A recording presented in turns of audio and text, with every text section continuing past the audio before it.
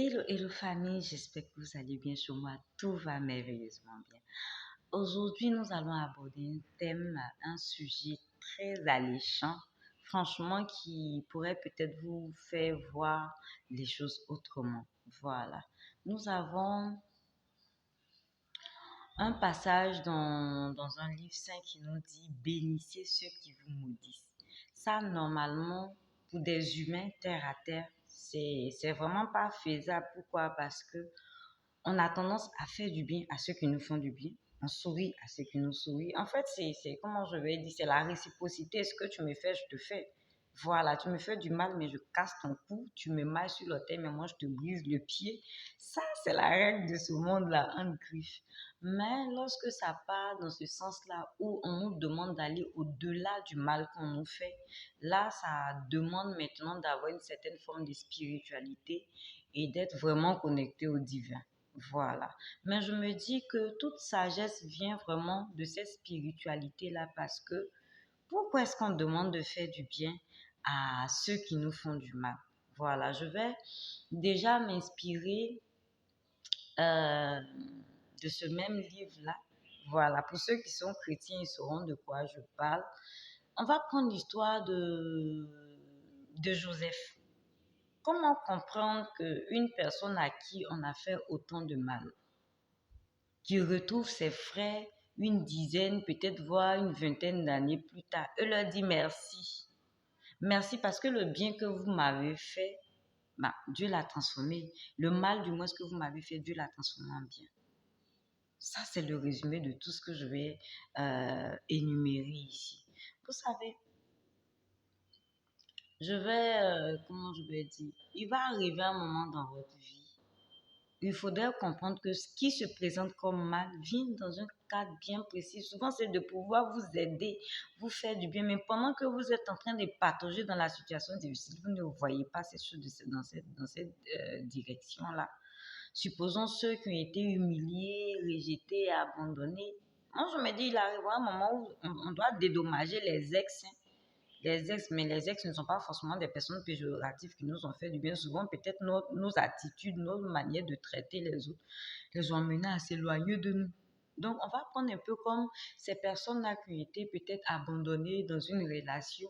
Mais très souvent, vous ne vous rendez pas compte que si ces personnes-là n'avaient pas déblayer le plancher, n'était pas quitté dans votre vie, mais vous n'allez pas rencontrer cette personne merveilleuse aujourd'hui qui est dans votre vie ou avec qui vous êtes en relation ou vous êtes légalement marié. Donc vous comprenez que tout a un sens, tout a un but, souvent pas pour le moment T, mais dans l'avenir, on se rend compte que mais c'était une nécessité. Je vais prendre un peu le cas de ce concepteur du site, ou bien je ne sais pas comment on appelle, Alibaba. Il ne faudrait pas que je me trompe, hein? Parce qu'on est sur Internet ici, il ne faudrait pas que je raconte des bêtises. Mais c'est quelqu'un qui a vécu des choses de là même de... S'il était en Afrique, on allait lui dire non, tu es une femme de nuit, tes parents ont enterré plein de canaris, tu as subi. Mais c'était la malchance, l'incarnation de la malchance. Il est parti passer des concours de police. C'est-à-dire, on pouvait retenir tout le monde. On prenait tout le monde sauf lui. Ce même la KFC est arrivé en Chine, dans son pays, est arrivé en Asie. Lui, il est parti postuler. On était capable de prendre tout le monde. Lui, non. Mais comment comprendre qu'une personne qui était rejetée à l'école, c'était la cata, dans la vie professionnelle, mais c'était comme la malchance qui l'accompagnait. Mais aujourd'hui, il est concepteur, il est à la tête d'un site qui est mondialement connu. Mais je vous assure que quand vous traversez certaines situations, je vous assure devant Dieu que c'est pas agréable à vivre, c'est pas ce que vous voulez. Mais souvent, vous ne vous rendez pas compte qu'on vous rejette, on vous met de l'autre côté. Mais parce que cet abandon, je ne sais pas si c'était Einstein qui disait, mais je remercie toutes ces personnes-là qui ne m'ont pas aidé parce que grâce à elles, aujourd'hui, je me suis rendu compte que j'étais capable de faire telle ou telle chose sans l'apport des autres. Je paraphrase, hein, ce n'est pas textuellement ce qu'il a dit. Mais comprenez que tout ce qui est abandon, rejet, tout ce que vous pouvez vivre comme difficulté, comprenez que c'est également un chemin qui vous mène vers votre destinée. Parce que si on vous, par exemple, pour ceux qui vont à l'église, on va prophétiser, ah, tu vas te marier, ah, tu vas voyager. Mais Dans ce qu'on t'a dit, on t'a donné la fin du film, mais on ne t'a pas donné le déroulé, les difficultés par lesquelles tu vas passer. J'ai démarré la vidéo en parlant de Joseph. Mais si Joseph était resté à côté de son père, il était à l'aise. Il était au beurre, on le traitait comme il se devait. Mais il fallait qu'il puisse continuer le chemin. Et ce chemin-là passait par la trahison. C'est-à-dire que tu peux être trahi par quelqu'un. C'est un peu comme dans les rues, quelqu'un que tu ne connais pas, qui te marche sur les pieds. Mais ça passe. Mais le mal qui t'est fait par quelqu'un auquel tu n'aurais même pas pu penser, ton propre sang. C'est mieux d'avoir des ennemis dehors. Mais dans ta propre maison, ton frère, ta soeur, ta cousine, ou je ne sais pas qui, mais quelqu'un qui est de la même lignée familiale que toi, qui te fait du mal, mais c'est horrifiant. Dehors est dangereux, mais si à la maison, je ne suis pas en sécurité, mais où est-ce que je peux partir? Mais ce dernier se retrouve à être trahi par ses propres frères. Pourquoi? Parce qu'on l'aimait, parce que son père, il ne portait pas les mêmes tenues, il n'avait pas les mêmes tenues vestimentaires que ses frères. Mais c'est la preuve qu'il avait un traitement de faveur dans sa maison, dans sa famille. Mais qu'est-ce qui va se passer? Ses frères complotent et on va le vendre. Déjà, même on avait l'intention de le tuer. Mais comme on le dit, quand tu as une destinée, quand tu es appelé à quelque chose de grand, tu te rends compte que le mal qu'on te fait, ça n'arrive pas. C'est-à-dire que c'est comme s'il y avait un amortisseur, ça n'arrive pas même à la quintessence, c'est-à-dire à la profondeur du mal qui doit t'arriver en réalité. Il y a comme quelque chose qui vient comme diminuer, atténuer. Tu prends le coup, tu prends le choc. C'est pour dire également à ceux qui vont à l'église là que c'est pas parce que tu vas à l'église que Dieu ou bien Jésus devient un antidote à tout ce qui est comme mot de la société. Non, c'est la preuve que tu vas vivre ces choses-là. Mais très souvent, ça fait partie de la réalisation de ce qui est destiné, qui t'est destiné ou bien qu'on a prophétisé sur ta vie. Non, tu vas te marier et tout. Et peut-être dans cette dynamique-là, tu as rencontré des personnes, peut-être c'était même pas la personne qui t'était prêtée, mais sur ton chemin, cette personne-là peut être cette ramification par laquelle tu vas atteindre un endroit ou un niveau ou un certain standing, tu vas rencontrer un certain... Mais au fur et à mesure, sans t'en rendre compte, ben, c'était le chemin. Peut-être celui que tu as rencontré bien avant, lui, il aimait manger certaines choses, mais il avait des attitudes qui allaient vraiment peut-être coller à celui que tu allais rencontrer demain. En fait, c'est une école, c'est un apprentissage. Et tout ce que tu emmagasines le coup de ce chemin de croix-là, c'est un peu comme des choses qui seront nécessaires pour l'avenir. C'est un peu comme si tu passes d'abord dans une plantation de tomates. Bon, je sais pas, dans un jardin de tomates, et puis tu coupes tes tomates, tu gardes. Parce que demain, là où tu vas arriver, on aura peut-être besoin de sauce tomate pour manger des pâtes alimentaires. Donc, c'est un peu, je paraphrase un peu, je suis en train de donner une explication imagée. Donc, tu te rends compte que tout ce chemin difficile-là, tu vas avoir de la personnalité, tu vas avoir des aptitudes, tu vas avoir un savoir-faire, tu vas savoir t'en sortir dans des situations difficiles, de telle sorte que si c'est peut-être pour un poste, si c'est peut-être pour un certain niveau, tout ça, tu auras la carrure. Mais cette carrure-là, normalement, est passée par cet abandon, ces abandons que tu as vécu dans le passé, dans l'humiliation que tu as vécu dans le passé et tout. Ce même Joseph-là se retrouve encore dans une autre famille. Mais est-ce que cette famille-là se rendait compte que c'était un futur premier ministre qu'elle avait Joseph? Non, c'était un homme de mer et tout.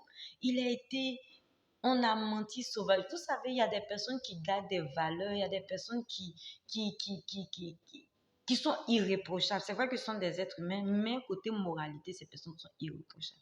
Mais cette même personne se retrouve à être accusée de la pire des manières. Mais ça fait mal. Vous savez, on pouvait l'accuser des vols, mais ils sont allés l'accuser de ce que son patron ne pouvait pas supporter, de chercher à abuser de sa femme, de chercher à violer sa femme. Mais c'était fait exprès. C'était fait dans un but même pour qu'on puisse pratiquement le tuer, mais il a vécu plein de choses. Mais ce dernier se retrouve encore dans une autre prison. Dans cette même prison, il a aidé des personnes, il a interprété des rêves, mais quand ces personnes sont parties, elles ont carrément oublié. C'est des années, pour ne pas dire des mois plus tard, qu'il y a une situation qui a collé où il fallait le faire appel. Mais vous savez, Joseph se retrouve en train de devenir premier ministre, déjà en Égypte. Tu n'es pas dans ton pays. Et puis, les Israélites ou bien ces personnes de la tribu de Joseph, là, c'était des esclaves. Donc, c'est dit que rien ne tournait en sa faveur.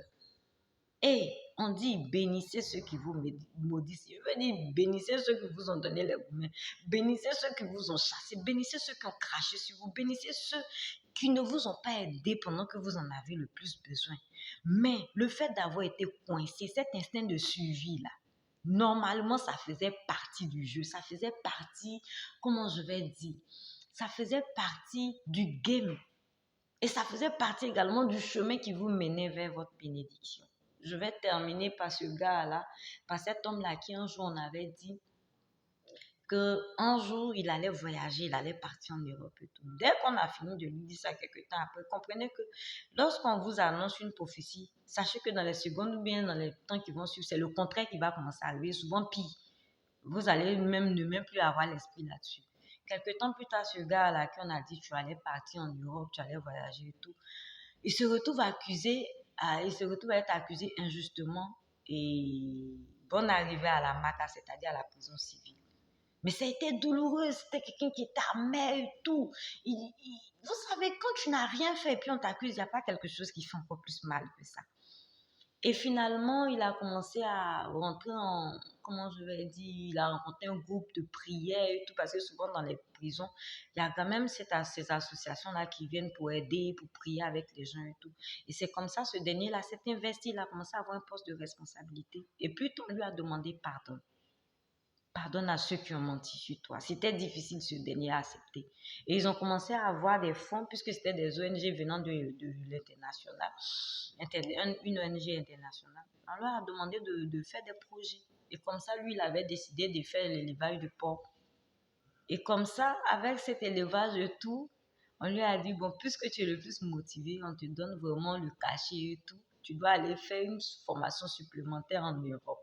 Vous savez, l'accomplissement de sa prophétie passait par la prison. Je vous dis, je ne dis pas forcément que tous vous allez passer par la prison. Non, mais je veux vous dire, je reviens encore là-dessus. Ce dernier, il est arrivé en Europe, mais son voyage ne passait pas par le fait qu'il allait partir à l'ambassade pour aller faire des papiers et tout. Non, les personnes qui allaient l'emmener à voyager se retrouvaient allaient arriver un jour dans un projet, dans un certain, comment je vais dire, dans un projet de réhabilitation des personnes en prison, devaient se retrouver dans cette prison-là. J'espère que je vous ai bien formulé ma phrase. Donc, c'est pour vous dire que quand on vous demande de pardonner à ceux qui vous ont blessé, à ceux qui vous ont donné des gourmets, à ceux qui vous ont humilié, à ceux qui vous ont rejeté, c'est pour dire que ces personnes-là sont en train de jouer un rôle. Et ce rôle-là, c'est de vous conduire dans votre bénédiction. C'est ce que je tenais à partager avec vous. C'est la vraie Claudia. N'hésitez surtout pas à partager. Ça peut aider. Voilà, c'est une chaîne. Partagez à votre niveau. Likez. Voilà. Et puis, laissez souvent des petits commentaires en dessous. Je juste vous fais un coucou et puis une agréable semaine à vous. Que Dieu vous garde.